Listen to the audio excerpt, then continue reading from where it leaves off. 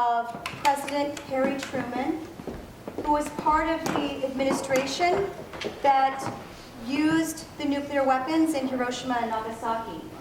So I like to say that this is a very special moment for me personally, because each one of these three people have become very dear friends of mine.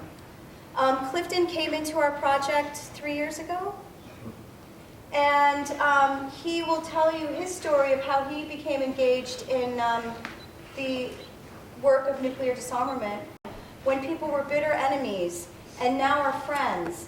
Shows what kind of transformation and healing can happen in our world, and it shows why we need to end war and why we definitely need to get rid of nuclear weapons.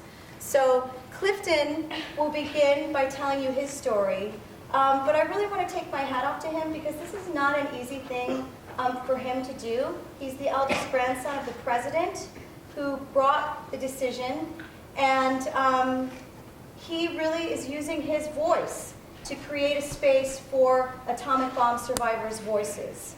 So please give a nice warm welcome to Clifton.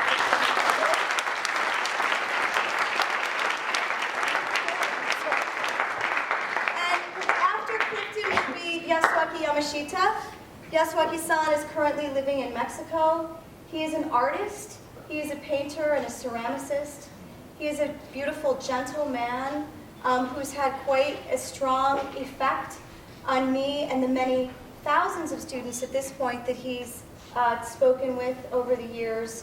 And it is always a great pleasure to have Yasuaki Yamashita come to New York from Mexico.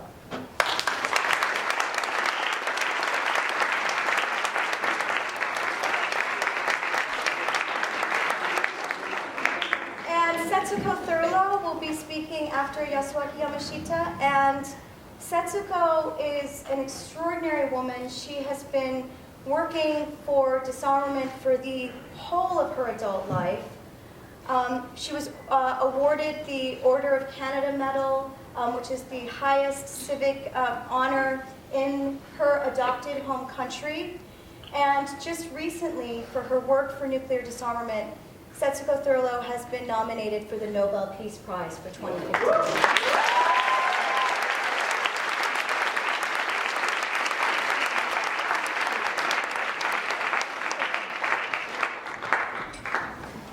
Good afternoon. As Kathleen said, I'm Clifton Truman Daniel. I'm Harry Truman's oldest grandson. Despite my lineage, despite my background, my grandfather never spoke to me about the atomic bombings. To be fair to my grandfather, I never asked. We visited my grandparents on school vacations, and the last thing I was looking for was another history lesson while I was out of school. I learned about the bombings the same way you all have, from your teachers, from your textbooks. And my textbooks didn't tell me much. There was maybe a page or a page and a half about the bombings, a picture of the mushroom cloud, perhaps the empty landscape of Hiroshima. But aside from casualty figures, aside from the 140,000 killed in Hiroshima, the 70,000 killed in Nagasaki, there was nothing about what had happened to the people on the ground. There was no description, nothing about what they had been through. In 1999, my son Wesley, who's 26 now, Wesley came home from school with a book, Sadako and the Thousand Paper Cranes. Any of you know the story? For those of you who don't, Sadako Sasaki was a 2-year-old girl living in Hiroshima when the bomb destroyed the city. And she and her family escaped pretty much unhurt. They escaped the bombing, but Sadako was diagnosed 9 years later with radiation-induced leukemia from the bombing. She followed a Japanese tradition that says if you fold 1,000 origami paper cranes, you are granted a wish, or good health, or long life. The legend varies. Sadako folded more than 1,000 cranes. She folded about 1,500. It did not do her any good, unfortunately. She died of the leukemia, and is in October of 1955. She was 12 years old. There is today a statue in Hiroshima Peace Park to Sadako to commemorate Sadako and all of the children killed, wounded, or sickened by the bomb, the Children's Peace Monument. Well, this was the first story that I had ever seen, the first human story that I had ever seen about Hiroshima or Nagasaki.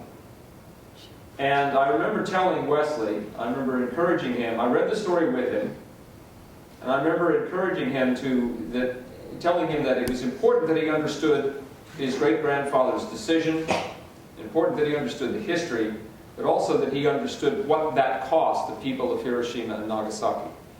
Wesley liked the book, and he liked it for a reason that caught me off guard at the time. He said that he liked it because it wasn't like his other children's books, in that it didn't have a happy ending. He liked the realism, and he liked the lesson that it taught. He also liked folding paper cranes, which he continued to do, even when he was supposed to be doing something else. His teacher kept telling me that she found him behind his book, his math book. And when she pulled the book down, he was in the middle of folding a paper crane. And he held it up and said, "I was making it for you." Which didn't work. So he and his teacher, Rosemary Barilla, didn't stop with the cranes or Sadako's story. She taught them Japanese history. She taught them Japanese culture. She took them to a Japanese restaurant. They folded cranes in class. I came home one afternoon, and Wesley was standing there in a Japanese happy coat, and the whole coffee table behind him was covered with sushi and green tea. She and he had brought all of Japan into our lives. Well, occasionally reporters will ask for a member of the Truman family to talk about various stories having to do with history or anniversaries, and as a couple of the anniversaries of the bombings came up, I was interviewed by two different Japanese journalists. And the second of these journalists' story was read in Japan, and I had a phone call one day from Masahiro Sasaki, Sadako's older brother, himself a survivor of Hiroshima. And all we said in that phone call through an interpreter was, he was interested that I had read his story, that I had read it to my son, and could we meet someday, perhaps work together? And I said yes. I didn't know how we were going to make that happen, but we said yes, we agreed to it, and we ended the call. It took us 5 years, and we finally met here in New York with the help of Kazuko Minamoto, who translated for us and arranged the visit. We met at the World Trade Center Memorial, where Masahiro and Yuji Sasaki were donating one of Sadako's last folded paper cranes to the World Trade Center Memorial as a gesture of healing. And at the end of that conversation, at that meeting, Yuji Sasaki took out a small plastic box and took out of that box a tiny paper crane and dropped it into my palm. And when he did, he said, "That is the last crane that Sadako folded before she died." And at that point, he asked me if I would visit Hiroshima and Nagasaki for the memorial ceremonies. I wound up doing that 2 years later. Before I did that, my meeting with Kazuko and with Masahiro and Yuji led me to Kathleen and Robert and Hibakusha stories. And the first two survivors that I ever met who told me their stories, Masahiro did not. He talked about his sister. The first two survivors that I ever heard first-hand testimony from are sitting on my right and my left, with Setsuko and Yasuaki. And we met at Kathleen's house in Brooklyn in the fall of 2011. And I was a little nervous, mostly because of Setsuko. Setsuko is, and I knew this going in, Setsuko is, you'll find out, she is very outspoken, very forthright, very honest, and very candid in her opinion of the wrongness of my grandfather's decision, the horrible consequences of that, and she's free to say that, and she should. But I was nervous going in because I was told, you're going to get an earful. Setsuko, it turns out, was actually a little nervous about me, because, I don't know why, but she had worried that I was going to come in and pound on my chest and defend my grandfather's decision, which I will not do to a survivor of Hiroshima or Nagasaki. And it turns out, when we got past it, Setsuko and I got past the initial nervousness and wound up being very comfortable with each other. And we have since shared the stage together, and Setsuko has stated her opinion about my grandfather and his decision. And what's nice about that, what's changed a little bit, is that she will occasionally reach over and touch me on the arm and say, "I don't mean you." I hope I'm not hurting your feelings. And she's not. She can't. Because she can say what she wants, and she can be honest about it, and I'll support her in that. And it turns out that I have a foot in two worlds, in my grandfather's world and in this world. So I can love and respect my grandfather, yet it turns out that I have friends who I also love and respect, who were horribly, horribly hurt by his decision. And that's where I stand today, is right in the middle. Because if we don't listen to each other, if we don't listen to both sides, and we don't understand, and we don't continue to listen to the survivors and keep telling their stories, we are going to make the same mistake all over again. Thank you.